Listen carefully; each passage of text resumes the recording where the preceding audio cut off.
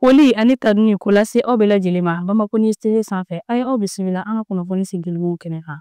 Kunnafoni daminɛna kunun tɛnɛndon juin kalo tile 9 san 2025 an ka furancɛrɔ fanga ma ɲɛma général d'armée Asimi Goïta ale ye Chine lasigiden kɛrɛnkɛrɛnnen tun bɛ an ka jamana kɔnɔ ko o bisimila jamanakuntigi dagayɔrɔ la kuluba. Lasigiden in yɛrɛ ni o ye son excellence Charles Xiong ye a kun nana ka na a ka kanbɛnw de da jamanakuntigi ye ka sanga ni a ka san 3 baara kuncɛw ye an ka jamana kɔnɔna na. Kumaɲɔgɔnya tɛmɛnin kɔfɛ Chine lasigiden y'a yira k'a fɔ ko a nimisi wasara a ye waati minnu kɛ Mali jamana kɔnɔna la baara la yan nɔ ani jɛɲɔgɔnya minnu tɛmɛna u ka jamana ani an ka jamana ni ɲɔgɔn cɛ ko a nisɔndiyara ni o jɛɲɔgɔnyaw fɛnɛ ye wa halisa ko baaraɲɔgɔnya nato senna u ka jamanakuntigi Xi Jinping ani Asimi Goïta u bɛ ni ɲɔgɔn cɛ. Halisa an bɛ to ni Mali kunnafoniyaw ye. Sirabakan kasara dɔ kɛra kunun tɛnɛndon juin kalo tile 9 san 2025 nɛgɛ kanɲɛ 8 tɛmɛnen ni sanga 30 ye o waatiw la kalakɛ ni o bɛ Kɔnɔbugu sira la Segu marabolo kɔnɔna la. Sirabakan kasara in kɔni a ja kun fɔlɔ y'a yira k'a fɔ ko maa 39 olu de joginna minnu cɛla maa 1 kɔni bɔnɛna a ni la. Sirabakan kasara in yɛrɛ tɛmɛna voyagekɛ mɔbili dɔ ani moto tigi dɔ de ni ɲɔgɔn cɛ. Voyagekɛ mɔbili tun bɛ ka bɔ Segu ni k'i kunda Bamakɔ kan. An b'aw ladɔnniya k'a fɔ ko sirabakan kasara in kɛra waati minnu la min bɛ tali kɛ Segu sapeur pompier ɲɛmaaba la n'o ye lieutenant colonel Nuhu Kulibali ye. Ale kɔni n'a ka cɛdenw sera kɛnɛ kan a y'a yira k'a fɔ maa juguninw kɔni donnina joona joona Kɔnɔbugu o sapeur pompier mɔgɔw fɛ k'i kunda n'u ye Kɔnɔbugu dɔgɔtɔrɔso kɔnɔna la yaasa ka se ka taa furakɛli kunfɔlɔw kɛ. Kunun tɛnɛndon juin kalo tile 9 san 2025 an ka seko ani dɔnko minisiri ni o ye Mamu Dafe ye ale ye an ka hôtelba tobilikɛlaw ka jɛkulu a ye olu bisimila. Jɛkulu maa ninnu tun nakun de ye ka se ka na u ka jɛkulu yɛrɛ ɲɛfɔ minisiri Dafe ɲɛna u ka ɲɔgɔn ye kɔnɔna na.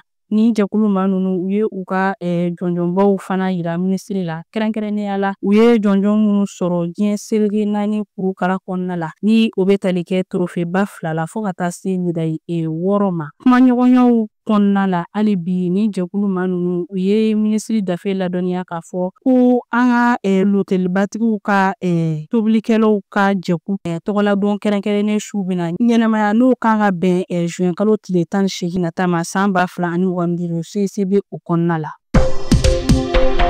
An ka jamana gouvernement ɲɛma ni o ye général de division Abdoulaye Mayiga ye kunun tɛnɛndon juin kalo tile 9 san 2025 ale ye a ka cakɛyɔrɔ n'o ye primature ye o maaw bisimila u nakun kun ye ka se ka na u ka foliw ani duwawudon kɛ ka ɲɛsin furancɛrɔ fanga ma u ka baaraɲumanw na. Kɛnɛ in kan foli kɛra ani duwawudon yaasa furancɛrɔ fanga bɛ se ka kuncɛ hɛrɛ kɔnɔna la cogoya min na. An b'aw ladɔnniya k'a fɔ sigi in na maa minnu tun bɛ yen o dɔ bɛ tali kɛ primature yɛrɛ o bolofara cakɛyɔrɔw o maaw tun bɛ kɛnɛ kɔnɔna la ka taa se minisiri délégués ma ka taa se an ɲini jɛkuluw ma fo ka taa se jamana kalafili kolabɛn jɛkuluw ma o n'a ɲɔgɔnna caman wɛrɛw.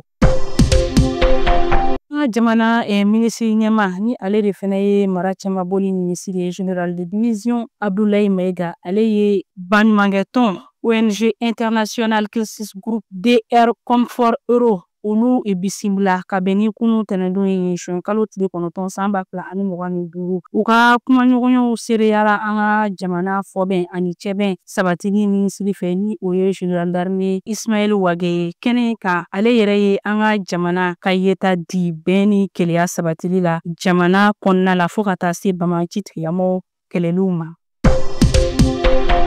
An ka jamana kuntigi ni o ye président Asimi Goïta ye ni EAS tɔnjɛkulu ni o ɲɛmaaba fana don ale kɔni tun bɛ lajɛ dɔ ɲɛmaya la ka sanga ni kunun tɛnɛndon ye juin kalo tile 9 san 2025 fɛn min bɛ tali kɛ EAS o nundonni baaraw jamana kuntigi dagayɔrɔ yɛrɛ la ni o ye Kuliba ye. Kɛnɛ in sereyara maa minnu fɛ o dɔ bɛ tali kɛ jamana kuntigi ka dagayɔrɔ o cakɛyɔrɔ maaw la.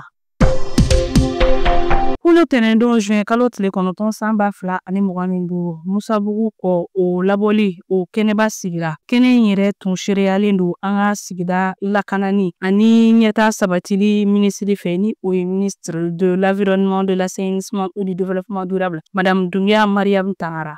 Ni ne bɛ dan sigi an ka bi kunnafoni sentelimaw la. Aw ni ce aw ka ɲɛmadali ani aw ka kulumajɔw la. Aw k'an bɛɛ don na nataw la.